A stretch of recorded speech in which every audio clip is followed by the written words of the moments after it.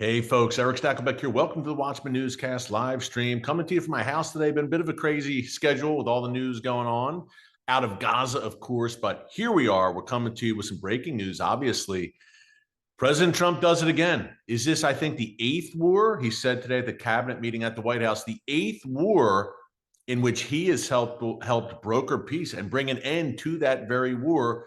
We're talking Gaza. And other than Russia, Ukraine, this was the big one, right? The hostages are coming home. Unless something changes, God forbid, and we'll be praying hard the next 72 hours or so, 20 live hostages and the remains of 28 more who were murdered by Hamas in cold blood will be returned to Israel. President Trump said probably by Monday, the 13th, or Tuesday, October 14th. Now, folks, stunning. Someone just pointed this out on X, by the way. The prophetic timeline here. Obviously, the massacre happened nearly 2 years ago to the day, October 7th, 2023. A year later, right around that time, Yahya Sinwar, the leader of Hamas, was killed. And now 2 years later, again, same time frame, same exact week, Hamas agrees to hand back the hostages and to lay down its arms, essentially to surrender. But it's kind of like not so fast, right? Because this is phase one of the deal. The hostages are set to be returned. Phase two is where it gets kind of tricky, because phase two is where Hamas ostensibly is going to lay down its arms and cede control of Gaza. And you would think the remaining Hamas leadership, which the IDF hasn't taken out, would then be exiled out of Gaza. That's where it gets trickier.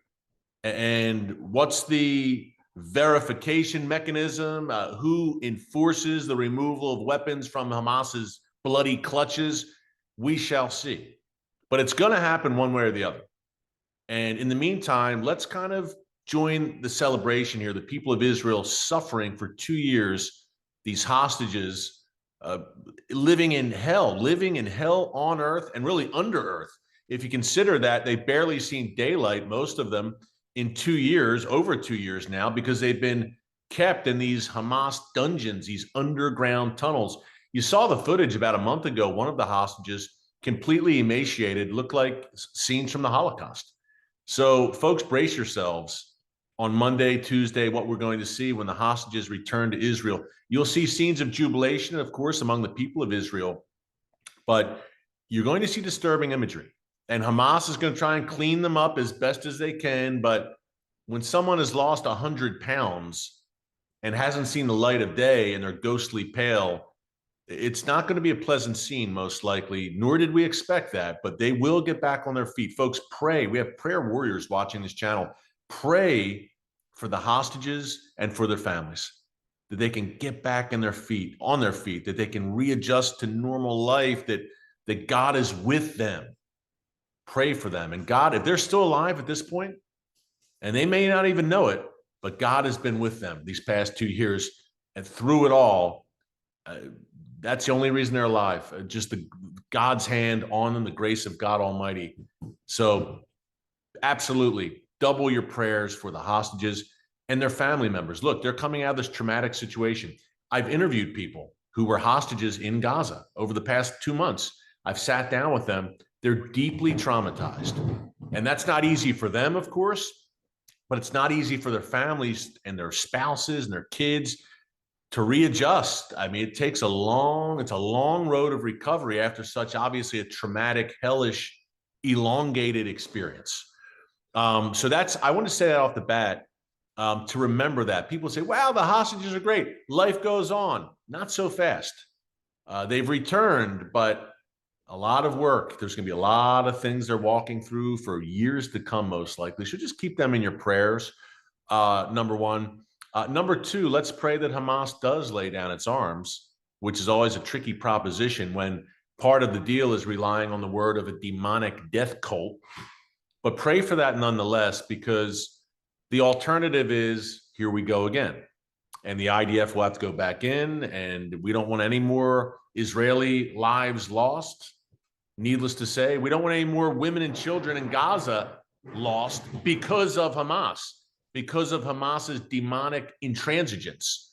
And it's evil jihadist mindset. So, but phase one, okay, here's the good. Hostages released. Great. And again, Monday, Tuesday, President Trump said today that's what he expects. Also great.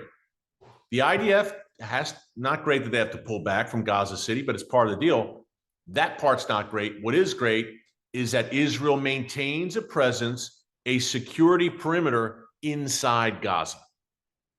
So Israel's there for the foreseeable future, which means Hamas can't rearm, regroup, and try to launch more October 7th style attacks. That security perimeter was an absolute must. So phase one, that's the good. Hostages released, Israel retains that security perimeter in Gaza. Here's the bad, and it's very bad. Israel is set to release hundreds, I think in the 200 to 300 range, of hardened Palestinian terrorists who have loads of Israeli blood on their hands. This was Hamas's demand in this deal. We'll release the hostages, we'll lay down our arms, but you need to release terrorists, Hamas members, etc., who've been imprisoned. It looks like Israel is set to do that. And you might say, man, that's a high cost, because it is. Yahya Sinwar, who I mentioned a minute ago, who went on to mastermind the October 7th massacre, he was released in one of these exchanges back in 2011. Israel got Gilad Shalit, who was a hostage in Gaza, an IDF soldier who Hamas kidnapped. They handed over 1,000 Palestinian terrorists to get that one Israeli, Gilad Shalit, and Yahya Sinwar was among those terrorists handed over. So you see that, look, there could be repercussions for that. But in this case, I think Bibi said, look, we have the security perimeter. We can release them. We'll be watching them like hawks, obviously, number one. Number two, getting the hostages back trumps all. That, no pun intended, more on President Trump in a second. But we have an opportunity here. This may be our last chance to get them back. Let's take it. And President Trump's behind this thing. And key point here, folks, the Arab and Muslim world is actually behind this. Even they are saying to Hamas, hey, time's up. This is your only way out. So with all those factors, Bibi said, okay, we'll do the deal. What comes after the deal? We shall see. Who enforces the second and third phase of the deal? I think the third phase is, okay, a new Gaza. And President Trump's been talking about that since the moment he took office back in January or shortly thereafter. What does Gaza look like? Who runs Gaza going forward? Kind of a transnational kind of conglomeration of nations in there. The U.S., Saudi Arabia, the UAE, et cetera, Egypt, who knows? That's probably phase three. And I'd go further and say phase four, and there's only 3 phases. I'll add a phase, the Abraham Accords. And we're going to talk about that. And we want to talk about President Trump's unique role in all of this. Truly a historic figure who has established an historic partnership with Bibi Netanyahu. I've called them a pair of Churchills. In a sea of Chamberlains around the world, you've got this pair of Churchills, Churchill-like figures for the modern day, working together. This is we had Churchill and Roosevelt, obviously, FDR during World War II. This is another level. This is 2 Churchills, 2 Churchillian figures, peace through strength, who saw the gathering storm and acted just as Churchill did. And we think of peace through strength. Who really popularized that phrase? Ronald Reagan, of course. 2 of the great men of the 20th century, Winston Churchill and Ronald Reagan, arguably the greatest 2 leaders in the century. Then you got, in my mind, the 2 greatest leaders of the 21st century, Donald Trump and Benjamin Netanyahu. And whether you like them or don't like them, you can't argue they are the most impactful leaders. Who's had a bigger imprint, with the exception of perhaps Vladimir Putin, in a negative way, of course? Who's had a bigger imprint on geopolitics and world affairs than Donald Trump and Benjamin Netanyahu in this 21st century? So we're going to unpack that a bit more. And the Trump effect, or should I say the Trump doctrine, why does it work? How does this guy broker 8 separate peace deals between warring nations and achieve what many thought was impossible? How does he do it? There's a few formulas to his success I want to run through. And also, okay, what comes next? Hamas, look, and I've been saying that whether Hamas takes the deal or it doesn't take the deal, Hamas is over, folks. Hamas, as you know it, and we know it all too well, as a modern day Nazi death cult, as I said a few minutes ago, if they didn't accept the deal, Israel would have unleashed hell and destroyed them utterly. The fact that they are accepting the deal under heavy Arab Muslim pressure, and that deal entails that they surrender their weapons and they have no part in the governance of Gaza going forward, that also spells doom for Hamas. And yet, Hamas is down like it's never been before, but not completely out.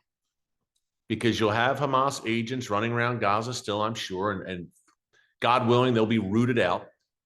But Judea and Samaria, the biblical heartland, the world calls it the West Bank. Here in the Watchman, we call it Judea and Samaria because that's what the Bible calls it. And if it's good enough for the Bible, needless to say, it's more than good enough for us.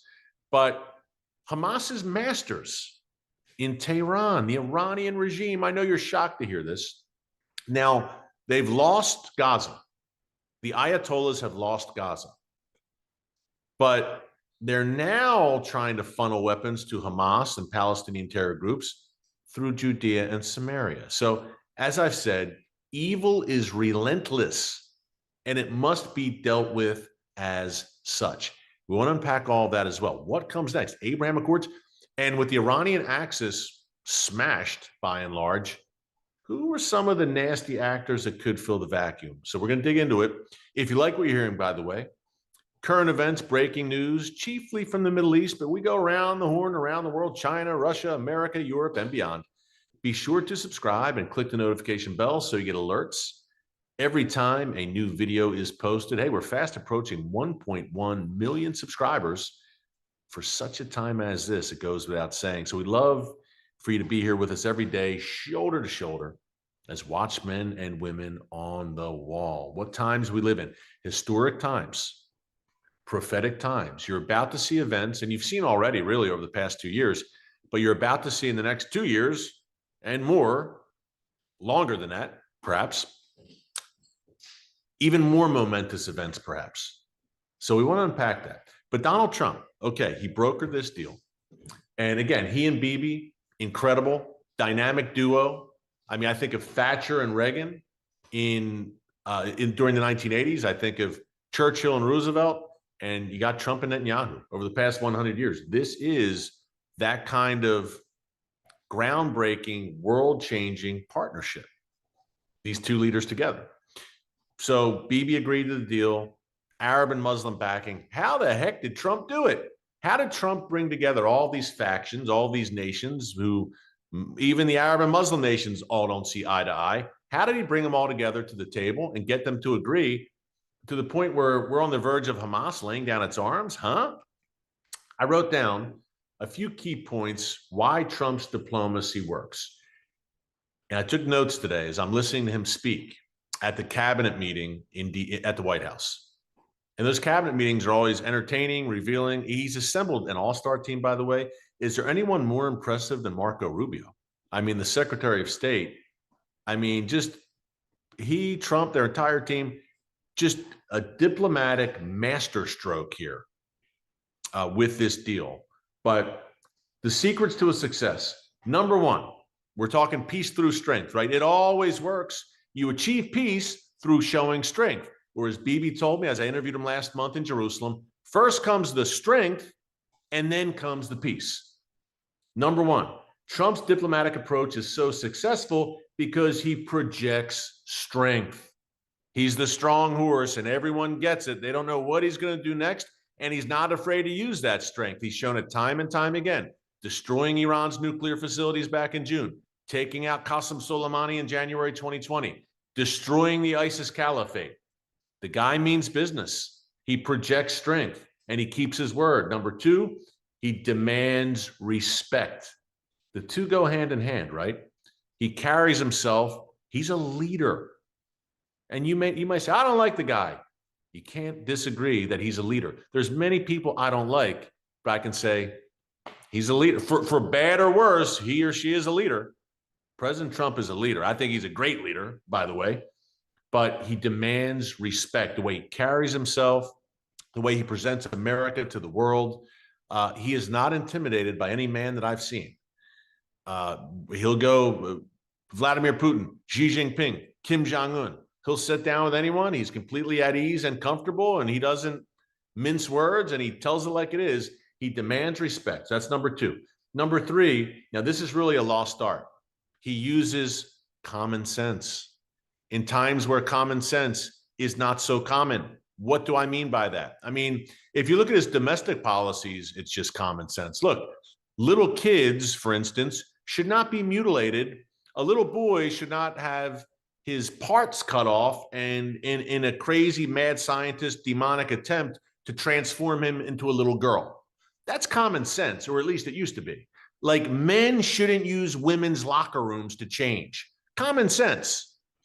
People shouldn't get jobs if they didn't earn it. They shouldn't get a job simply because of the color of their skin. It goes on. Common sense. We shouldn't throw our borders wide open and allow millions of people to come into our country. Again, common sense. Well, that also translates to foreign policy. It's probably not a good idea, President Trump rightly deduced, to allow the world's #1 state sponsor of terrorism, the Iranian regime, acquire nuclear weapons. Common sense, looking at their track record and their ideology and their eschatology, if they get these weapons and they're developing the kind of missiles that could be mounted with a nuclear warhead and delivered to the shores of America, we should probably do something about it. Common sense also. Hamas is a vicious terror group. They're not going to give back the hostages and lay down their arms without heavy leverage imposed upon them. More on that in a second. But so, okay, we've got, he projects strength. He demands respect. He uses common sense, plain common sense. America was founded on those kind of people. People with just common sense, plain speaking, common sense. Number 4, he thinks outside the box. And I think that's why he's having a major region. He's having such success in brokering these peace deals. Look, I think of Gaza first and foremost. If something's not working, and it hasn't worked for years and years and years, Trump's not going to bang his head against the wall and keep doing it. The definition of insanity, doing the same thing over and over and expecting a different result. Trump says, no, let's look outside the box. During his first term, the Palestinians don't want to play ball. What else is new? Let's go around them and establish peace treaties with the UAE, Bahrain, and Morocco. And let's have the Abraham Accords. Okay, if they don't want to do it, fine. I'm not going to keep banging my head against the wall trying to convince the Palestinians. We'll go to the Arab nations and we'll make peace with them. And that's what he did. Outside the box thinking. Number 2, Gaza itself. Back in February, in a press conference with Bibi at the White House, Trump said, you know, we should just kind of evacuate Gaza. It's a terror hornet's nest, and just build it anew, make it an economic free zone and build some beautiful skyscrapers there, oceanfront property, and make it a place, a vacation hotspot, and resettle the Gazans who've been so radicalized in other Arab nations. And the ones who want to come back who aren't radicalized, okay, we let them. Outside the box thinking. What was the answer or the usual policy prescription of Europe and former American administrations? Gaza, we're going to rebuild it. We're going to pour billions of dollars into Gaza to rebuild the rubble. And Hamas is going to take those billions and use it not to feed the people, but to build rockets, missiles, and terror tunnels. It didn't work, but the world kept doing it year after year, decade after decade. Trump said enough is enough, common sense. So the last is, look, leverage. So we've got, he projects strength. He demands respect. He uses common sense. He thinks outside the box. And number 5, he does not hesitate to use America's considerable leverage. Folks, look, like it or not, and we've got viewers from around the world, America is still the most powerful nation in the world. And Trump uses that to his advantage in negotiations. America, essentially in every relationship, that America has the upper hand. I'm not boasting about that. I'm not being boastful as an American who loves my country. I'm just stating a fact. America is the most powerful nation in the world, economically, militarily, et cetera. We know that. So every relationship or every negotiation it enters into, America's got the upper hand. They've got leverage. If you don't do what Trump is asking you to do, he could make things painful for you. Witness the tariffs. And what the tariffs have done have evened the playing field for the United States. And Trump believes that the tariffs played a big part in this because how did he get all these nations on board to support this peace plan? The Arab and Muslim nations, et cetera. I call it statecraft through commerce, foreign policy through commerce. That's what President Trump has done. He's dangling incredible economic incentives and deals in front of these Arab Gulf states and other nations. Economic assistance will lower your tariffs, et cetera, if you get on board and help us out here in Gaza. So again, look, he's a businessman. It's the art of the deal, wheeling and dealing, and they all money's, they like their money in these nations, these wealthy sheikhs and et cetera. And Trump knows that. Every nation likes its money, by the way, and wants to have a robust economy. And so Trump's saying, hey, we'll give you X, Y, and Z if you help us out here. It's really, again, just common sense, a lot of it. And he's very convincing, and he's the right man to deliver the message. So, and Qatar in particular is a case, I think, of statecraft through economics, through commerce. And, Qatar got the memo, and Trump used leverage over them and said, you better help us out on Hamas. And I think Qatar also got the memo when Israel, about a month ago now, carried out that airstrike in Doha, targeting Hamas's external leadership. Ultimately, the strike was not successful, but it wasn't physically. The Hamas leaders survived it, but on the other hand, it was successful because it scared the heck out of the Qataris, who thought they were untouchable, and it got them to be much more eager to help and to play ball. And I do think President Trump, by the way, greenlit that strike. All those mainstream media reports, Bibi and Trump are at odds over Qatar. We heard the same thing back in April, May. Bibi and Trump are at odds over Iran. Well, guess what? They weren't. I called it the great swerve. Bibi and Trump made the world think they were at odds. Here, they were exactly on the same page. I think with Iran, and I think with Qatar, Trump greenlit that. And I think he knew. Qatar, you know what? You're playing a double game. And you're harboring Hamas. Enough's enough. Well, Qatar, it scared the daylights out of them. And now they're putting on the pressure. They're even toning down the rhetoric on Al Jazeera, which Qatar owns, a Qatari-based pro-jihadi network. So interesting development there. But I think what's next is, okay, we're praying for the phases, obviously, to go smoothly and without incident. That's number one. But I think number two, as the Iranian axis, look, Iran's down but not out as well. They're going to cleave closer to nation states like China and Russia and North Korea.